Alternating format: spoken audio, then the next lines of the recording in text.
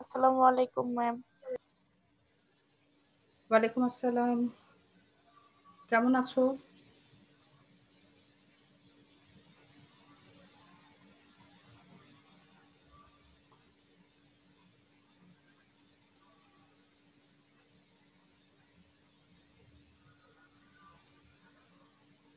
Ma'am আসসালামু আলাইকুম। ওয়ালাইকুম আসসালাম। কেমন আছো সবাই? ম্যাম আসসালামু আলাইকুম। ওয়ালাইকুম আসসালাম।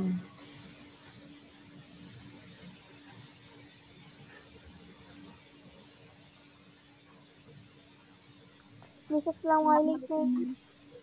ওয়ালাইকুম আসসালাম।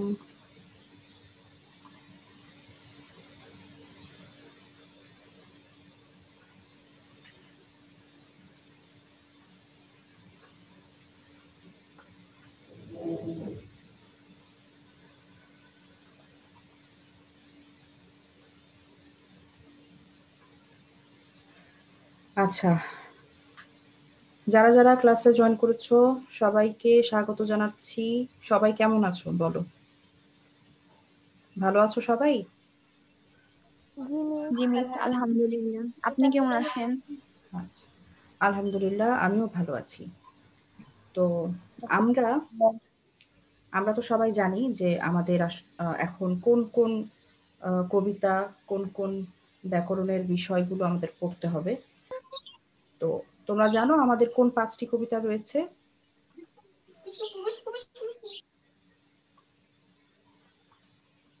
আচ্ছা, আমরা আমাদের সিলেবাসে কবিতার যে অংশটি সেটি রিভিশন দিচ্ছিলাম। তোমাদের যেসব কবিতাগুলো বুঝতে একটু অসুবিধে হয়, আরেকবার বুঝলে ভালো হয়, এই ধরনের কবিতাগুলো আমি রিভিশনের মধ্যে ছিলাম। তো আজ আমরা আমাদের কবিতার ক্লাসের লাস্ট কবিতা নিয়ে আলোচনা করব। আমাদের আজকের কবিতা হচ্ছে সেই অস্ত্র। তোমরা বলেছিলে সেই অস্ত্র কবিতাটি যদি আরেকবার পড়া হয় তাহলে তোমাদের জন্য ভালো হবে। তো আমরা চলে যাব আমাদের আজকের কবিতায় এখনই। আমাদের আজকের কবিতা হচ্ছে সেই অস্ত্র।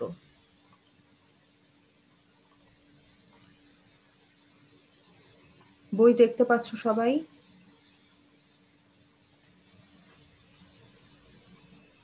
জি জি মিস। মিস দেখা যাচ্ছে। আচ্ছা, আম পুরনো কথা আবার বলি, সেটা হচ্ছে কবি পরিচিতি, পাঠ পরিচিতি, শব্দার্থ টিকা। এই অংশগুলো কবিতার মতোই গুরুত্বপূর্ণ। এখান থেকে আমাদের প্রশ্ন আসে, বারবার প্রশ্ন আসে, জ্ঞানমূলক প্রশ্ন আসে, বহু নির্বাচনী প্রশ্ন আসে। তো এই অংশগুলো আগে যেহেতু অনেকবার পড়েছি আমরা, তোমরা বাসায় পড়বে। কোন কোন তথ্য ম্যাম এখানে আসসালামু আলাইকুম। ওয়ালাইকুম আসসালাম। কোন কোন তথ্য এখানে গুরুত্বপূর্ণ সব পড়ানোর সময় দাগিয়ে দিয়েছি। এখানে জন্ম, কবির যে জন্ম, মৃত্যু সাল, তার পিতামাতার নাম, তার সাহিত্য চর্চা শুরু কখন, তার সাহিত্যের কোনো বিশেষ বৈশিষ্ট্য আছে কিনা, তার কর্মজীবন কোথায় কি হিসেবে কর্মরত ছিলেন, সেই সাথে তার যে উল্লেখযোগ্য সাহিত্যকর্ম, তার কিছু উল্লেখযোগ্য সাহিত্যকর্মের নাম এখানে আছে, কাব্যগ্রন্থের নাম আছে, তার শিশু সাহিত্য কি ছিল, এই তথ্যগুলো গুরুত্বপূর্ণ। তোমরা জানো এগুলো পড়তে হবে। এগুলো ভালোভাবে তোমরা পড়বে। আমরা যেটা করব ক্লাসে সেটা হচ্ছে কবিতার চরণ ধরে ধরে ব্যাখ্যা করা। কবিতার ব্যাখ্যাটি যেহেতু তোমাদের কাছে একটু জটিল মনে হয়, সেই ব্যাখ্যায় আমরা যাব। তো সবার সামনে নিশ্চয়ই বই আছে। সবাই বই খুলবে এবং আ যেটা পড়াবো, যেভাবে পড়াবো নোট রাখার চেষ্টা করবে।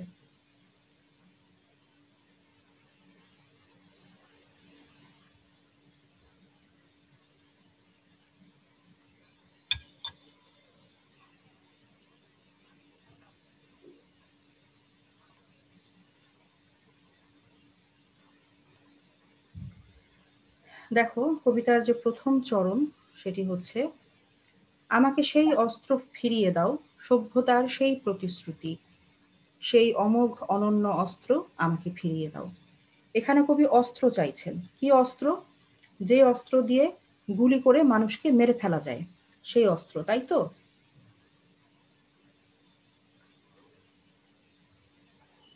কোন অস্ত্র চাইছেন কবি? মানুষকে মেরে ফেলার অস্ত্র চাচ্ছেন? না, কবি বলছেন এমন অস্ত্র, যে অস্ত্র অমোঘ এবং অনন্য, যে অস্ত্র সভ্যতার প্রতিশ্রুতি, অর্থাৎ ভালোবাসা।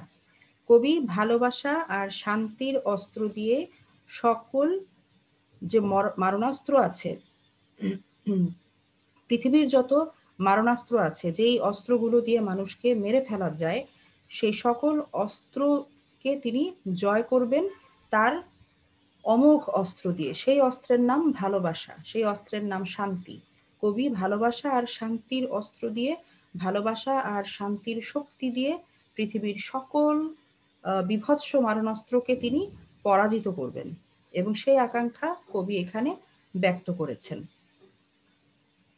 আর এই অস্ত্র ফিরিয়ে দাও, সেই অস্ত্র বলতে কবি বুঝিয়েছেন এই ভালোবাসাকে। আর অমোঘ অনন্য অস্ত্র বলতে কি বোঝানো হয়েছে? অমোঘ অর্থ হচ্ছে অব্যর্থ, যা কখনো ব্যর্থ হয় না, এইরকম একটি অস্ত্র। অর্থাৎ এই যে ভালোবাসা, ভালোবাসা এমন এক শক্তি, ভালোবাসা এমন এক অস্ত্র, সেই অস্ত্র কখনো ব্যর্থ হয় না। তুমি তুমি যদি পৃথিবীর মানুষকে ভালোবাসা দাও, তুমিও সেই ভালোবাসাই ফিরে পাবে। ভালোবাসা কখনোই ব্যর্থ হবে না।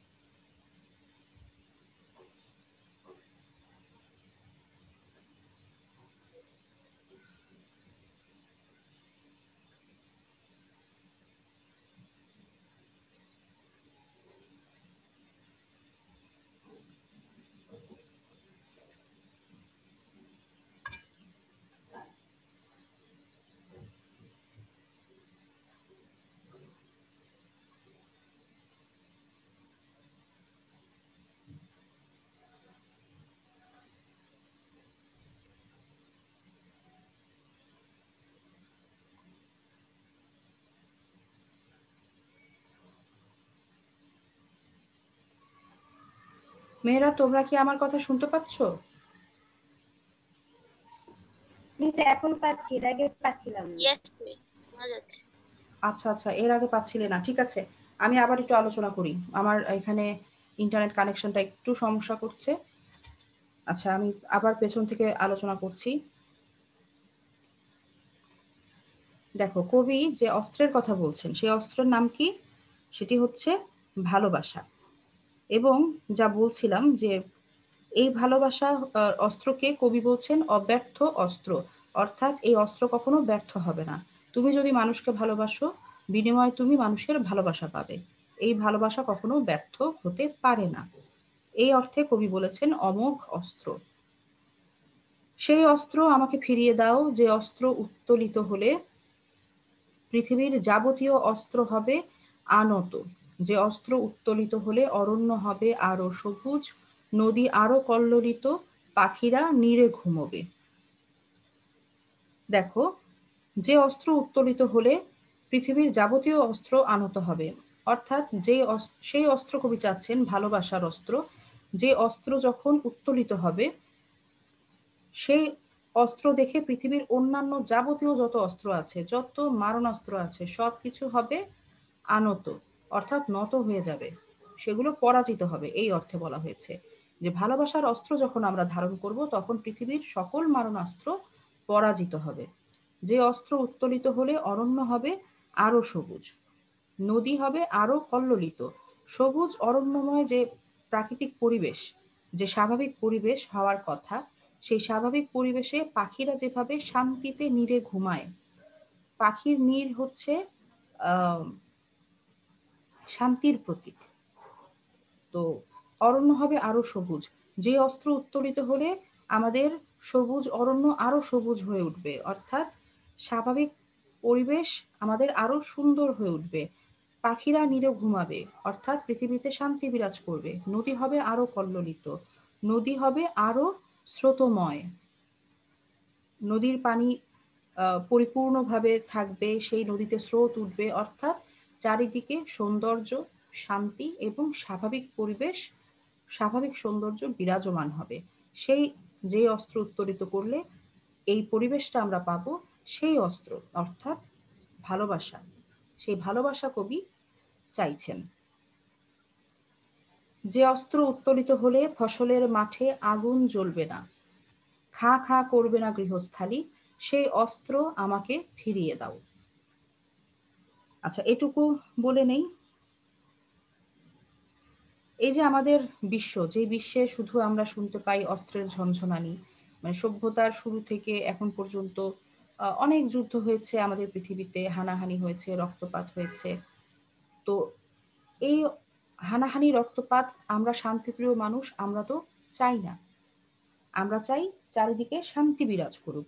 কবিও চান পৃথিবীতে শান্তি নেমে আসুক। এ কারণে কবি কি চাচ্ছেন? কবি বলছেন, যে অস্ত্র উত্তোলিত হলে ফসলের মাঠে আগুন জ্বলবে না, খা খা করবে না গৃহস্থালী, আমাকে সেই অস্ত্র ফিরিয়ে দাও। অর্থাৎ অস্ত্রমুক্ত বিশ্বে মানুষ যে মানুষের আপন হবে, মানুষ মানুষকে ভালোবাসবে, তখন ফসলের মাঠে আগুন জ্বলবে না, গৃহস্থালী খা খা করবে না, মানুষ শূন্য হয়ে গেছে, সব মরে গিয়েছে, গৃহস্থালী ফাঁকা হয়ে গেছে, ঘর বাড়ি ফাঁকা সব, ফসলের মাঠে আগুন, এই যে কৃষকের দুঃখ জ্বালা, সেটাকে বলা হচ্ছে ফসলের মাঠের আগুন।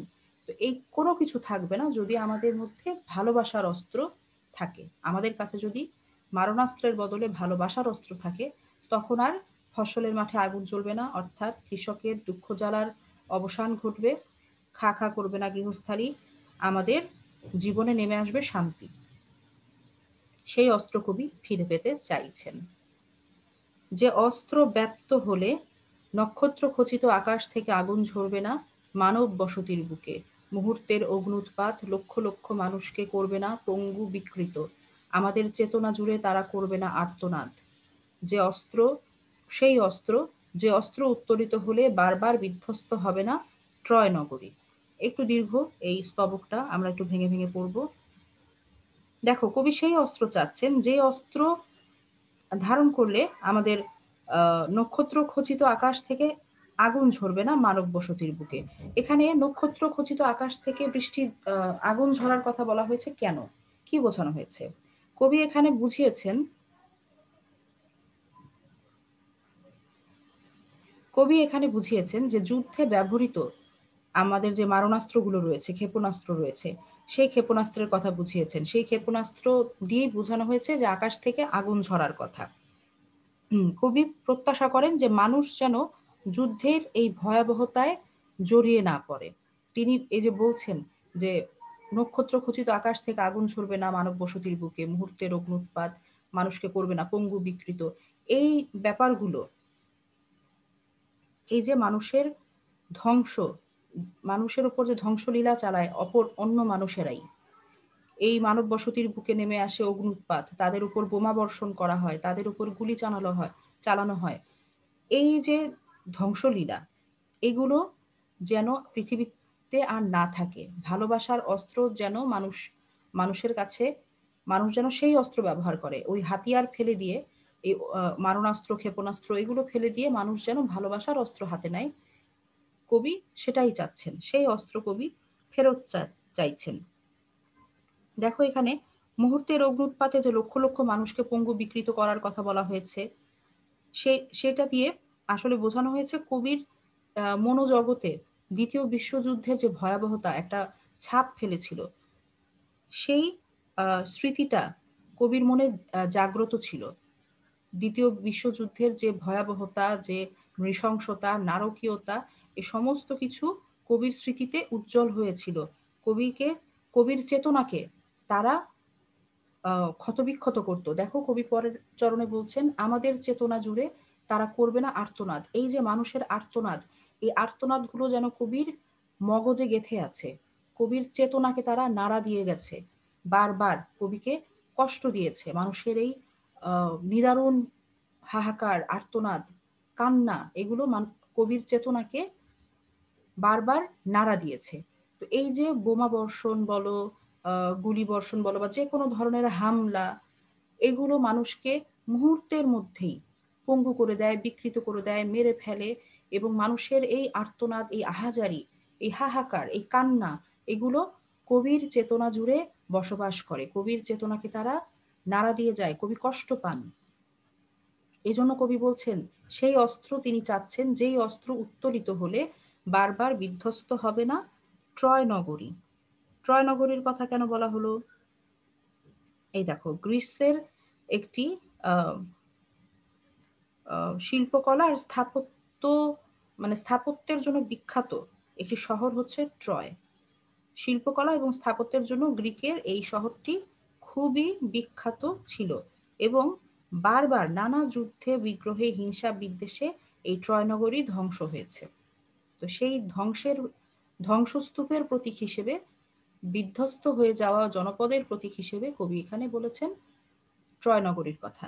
তিনি বলছেন সেই অস্ত্র উত্তোলিত হলে বারবার বিধ্বস্ত হবে না ট্রয় নগরী। অর্থাৎ ভালোবাসা যদি পৃথিবীতে আসে, তখন আর এই ট্রয় নগরীর মতো কোনো জনপদ বিধ্বস্ত হবে না। আর এই যে লক্ষ লক্ষ মানুষকে করবে না পঙ্গু, বিকৃত, এখানে আসলে ওই যে বলছিলাম দ্বিতীয় বিশ্বযুদ্ধের ভয়াবহতা। তোমরা জানো, ইতিহাস তো তোমরা পড়েছো, যে দ্বিতীয় বিশ্বযুদ্ধে যে পারমাণবিক বোমার হামলা হয়েছিল, সেই বোমার আঘাতে লক্ষ লক্ষ মানুষ মুহূর্তের মধ্যে, কত মানুষ মারা গিয়েছে, কত মানুষ পঙ্গু হয়ে গেছে, বিকৃত হয়ে গেছে। এবং তোমরা জানো হয়তো যে এখনো বংশ পরম্পরায় সেই পঙ্গু বিকৃত শিশু ওখানে জন্মগ্রহণ করে, যেখানে বোমা ফেলা হয়েছিল হিরোশিমা নাগাসাকি। তো এই যে পঙ্গু বিকৃত মানুষ যারা ওখানে এই বোমার আঘাতে, পারমাণবিক বোমার হামলায় এভাবে ক্ষতবিক্ষত হয়েছে, তারা কবির চেতনা জুড়ে আর্তনাদ করে। এই জন্য কবি চান অস্ত্র, ভালোবাসার অস্ত্র। আমি সেই অবিনাশী অস্ত্রের প্রত্যাশী, যে ঘৃণা এবং যাত্রাভিমানকে করে বারবার পরাজিত। দেখো, কবি সেই অস্ত্র চাচ্ছেন যে অস্ত্র ঘৃণা, বিদ্বেষ, অহংকার এবং যাত্রাভিমানকে পরাজিত করতে পারে। এখানে যাত্রাভিমান একটি শব্দ যেটা তোমাদের জানা দরকার, সেটা হলো নিজ জাতি সম্পর্কে যদি অহংকারী মনোভাব থাকে তাহলে তাকে বলে যাত্রাভিমান। অর্থাৎ ধরো এই যে বিশ্বযুদ্ধ হয়েছিল যখন, তখন রাশিয়া বলেছে আমি রাশিয়ান, এই একটা জাতির গর্ব, আমি জার্মান, তাদের জাতির একটা গর্ব, আমি চাইনিজ। এরকম যার যার জাতি নিয়ে যে একটা অহংকার, একটা অহমিকা, এই অহংকারী মনোভাবটাকেই বলা হয় জাত্যাভিমান। জাতি নিয়ে যে অহংকার, নিজের জাতিকে শ্রেষ্ঠ মনে করা, এইরকম যে একটা অহংকার, এই অহংকারকে বলে জাত্যাভিমান। এখন দেখো এই অংশে কবি কি বোঝাতে চেয়েছেন, যে ঘৃণা, বিদ্বেষ, অহংকার এবং জাত্যাভিমানকে বারবার করে পরাজিত। আচ্ছা, যে ভালোবাসার যে অস্ত্রের কথা আমরা বলছি, সেই অস্ত্র ঘৃণা, বিদ্বেষ এবং অহংকারকে দূর করে দেয়। মানুষের মনে যখন ভালোবাসা আসে, তখন এই ঘৃণাও থাকে না, বিদ্বেষ থাকে না, অহংকার কিছুই থাকে না। এবং এই মানুষের যে অহংকারী মনোভাব, সেটাকেও এই ভালোবাসা পরাজিত করে দেয়। এই ভালোবাসার অস্ত্র দিয়েই এই মনোভাবকে পরাজিত করা যায়। যে অস্ত্র আধিপত্যের লোভকে সংবরণ করে, সেই অস্ত্র কবির প্রত্যাশিত। কবি সেই অস্ত্রকে প্রত্যাশা করেন। এই যে কবি বলছেন আমি সেই অবিনাশী অস্ত্রের প্রত্যাশী। অবিনাশী অর্থ কি? যার বিনাশ নেই। ভালোবাসার কোনো বিনাশ হয় না। কবি এটাই বলছেন যে এই যে মানুষের প্রতি মানুষের ভালোবাসা, মানুষ হিসেবে মানুষকে ভালোবাসা, মানুষকে আপন করা, কোনো রকম হিংসা, বিদ্বেষ, অহংকার কোনো কিছু না করা, এই যে ভালোবাসার অস্ত্রটা, এই অস্ত্রটাকে কবি বলেছেন অবিনাশী। এই অস্ত্রের কোনো বিনাশ নেই, এই ভালোবাসার কোনো বিনাশ নেই। এবং এই অস্ত্র, এই ভালোবাসার অস্ত্র মানুষের মন থেকে ঘৃণা, বিদ্বেষ, অহংকার, জাত্যাভিমানকে দূর করে দেয়। এই অস্ত্রের কাছে ঘৃণা, বিদ্বেষ, অহংকার, জাত্যাভিমান বারবার হয় পরাজিত। যে অস্ত্র আধিপত্যের লোভকে করে নিশ্চিহ্ন, যে অস্ত্র মানুষকে বিচ্ছিন্ন করে না, করে সমাবিষ্ট, সেই অমোঘ অস্ত্র ভালোবাসা পৃথিবীতে ব্যক্ত করো। এখানে কি বলছেন কবি দেখো, যে অস্ত্র মানুষকে বিচ্ছিন্ন করে না, অর্থাৎ যে অস্ত্র মানুষকে একত্রিত করে, ভালোবাসা। ভালোবাসা মানুষকে কখনো বিচ্ছিন্ন করে না। মানুষ যদি ভালোবাসতে জানে তখন সে একসাথে থাকে। সে কখনো একজনকে আরেকজনের কাছ থেকে বিচ্ছিন্ন করে দেয় না। যে সেই অস্ত্র কি করে? অমোঘ অস্ত্র, এবং সেই অস্ত্র মানুষকে এই যে সমাবিষ্ট, সমাবিষ্ট অর্থ হচ্ছে একত্রিত করা। যে অস্ত্র মানুষকে বিচ্ছিন্ন করে না, বরং যেই অস্ত্র মানুষকে একত্রিত করে, এক আকাশের নিচে নিয়ে আসে। সবাই সমান, সকলের মধ্যে সমতা। এই যে মানুষ মানুষের পাশে দাঁড়াবে, সবাই পাশের মানুষটিকে ভালোবাসবে, প্রতিটি মানুষের অধিকার নিশ্চিত হবে, কেউ কাউকে মারবে না, ক্ষতি করবে না, হানাহানি, রক্তপাত কিচ্ছু করবে না, যুদ্ধ বন্ধ হবে।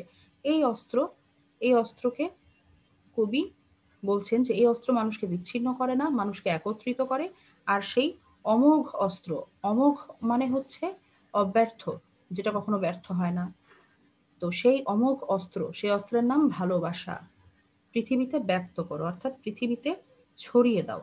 এই ভালোবাসার অস্ত্রকে পৃথিবীব্যাপী ছড়িয়ে দাও, অর্থাৎ পৃথিবীব্যাপী ভালোবাসা বিরাজমান হোক, এটাই কবির প্রত্যাশা।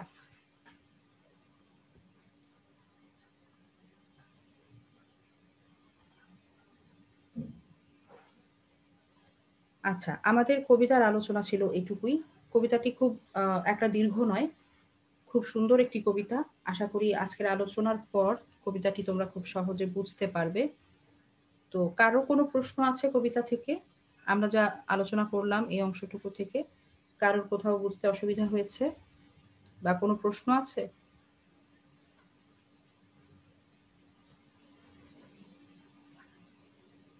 প্রশ্ন না থাকলে বলবে যে প্রশ্ন নেই।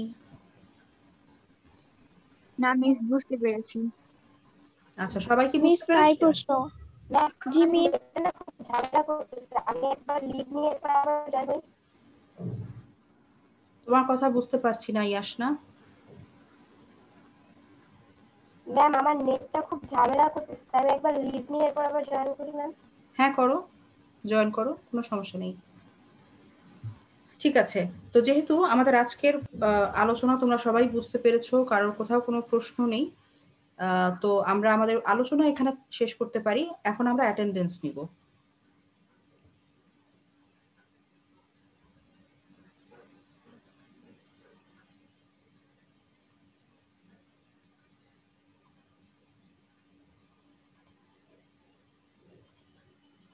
আচ্ছা, তোমরা সবাই চ্যাটিং বক্সে আসো। সবাই বলতে প্রথমে হিউম্যানিটিজ আসো।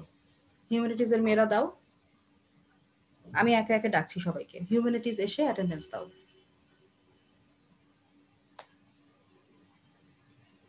চ্যাটিং বক্স কিন্তু ওপেন আছে। হিউম্যানিটিজ এর মেয়েরা এসে অ্যাটেন্ডেন্সটা দিয়ে দাও।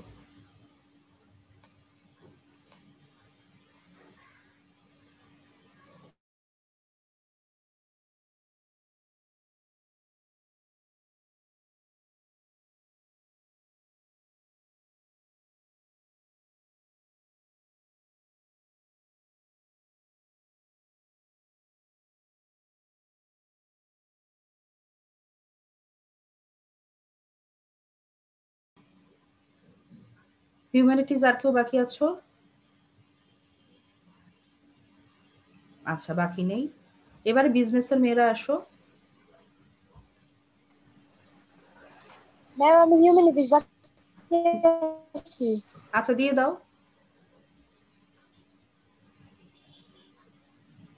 হিউম্যানিটিজ দিয়ে দাও। ইতি আক্তার।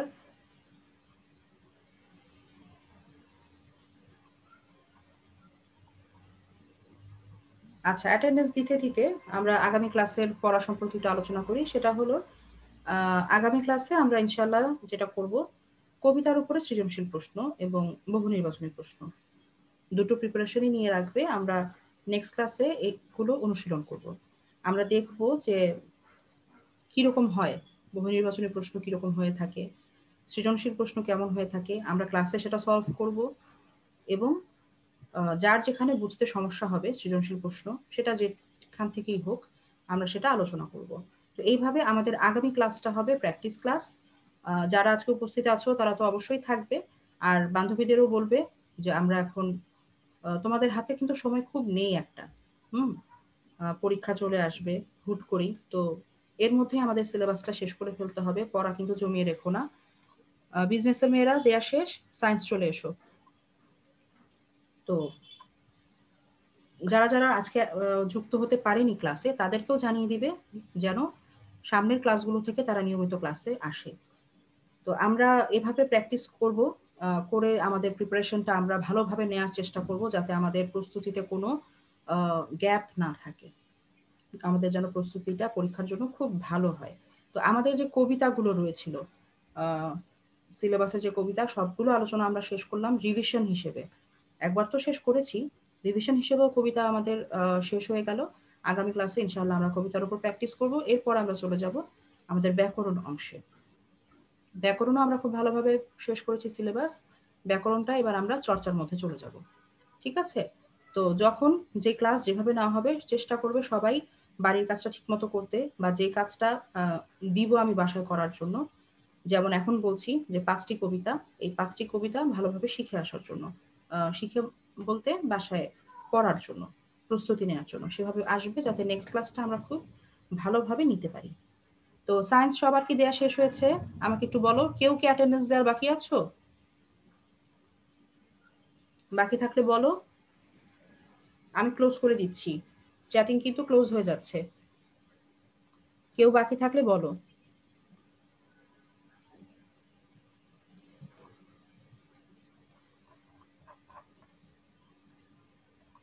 ইয়াসনা কি যুক্ত হতে পেরেছো? ইয়াসনা বাইরে, মানে ওর নেটে সমস্যা হচ্ছিল। এই যে মাইশা আক্তার, তুমি তোমার রোল লেখনি। মাইশা আক্তার কে?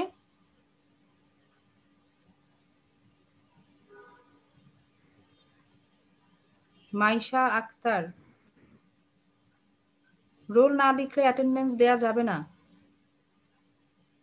তোমার রোল, তোমার গ্রুপ, কোন সেকশন সেটা বলতে হবে।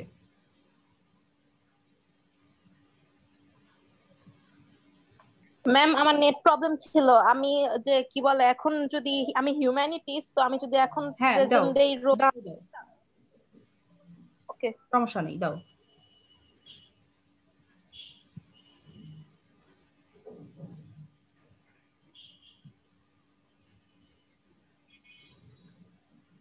আচ্ছা মেয়েরা, তোমাদের গ্রুপে আমি আজকেই জানিয়ে দেব কিছুক্ষণের মধ্যেই যে কোন ৫টি কবিতার উপরে আমাদের আগামী ক্লাসটা হতে যাচ্ছে। তোমরা গ্রুপে একটু নজর রাখবে, সেই অনুযায়ী তোমরা পড়াটা শিখে আসবে। ঠিক আছে? তো আশা করি সবাই অ্যাটেন্ডেন্স দিতে পেরেছো। এখানে যতজন প্রেজেন্ট আছো কেউ বাকি নেই। তো আমাদের ক্লাসের আলোচনাও আজকে শেষ হয়েছে। আশা করি সবাই বুঝতে পেরেছো। যদি কোনো প্রশ্ন থাকে নেক্সট ক্লাসে করার সুযোগ থাকবে। তো সকলে ভালো থেকো। আশা করি ইনশাআল্লাহ আগামী ক্লাসে সবার সাথে দেখা হচ্ছে। সবার জন্য শুভকামনা। আল্লাহ হাফেজ। আসসালামু আলাইকুম ম্যাম। মিস ম্যাডাম আসসালামু আসসালামু আলাইকুম। আলাইকুম। ওয়ালাইকুম মিস আসসালাম। আসসালামু আলাইকুম। ওয়ালাইকুম আসসালাম।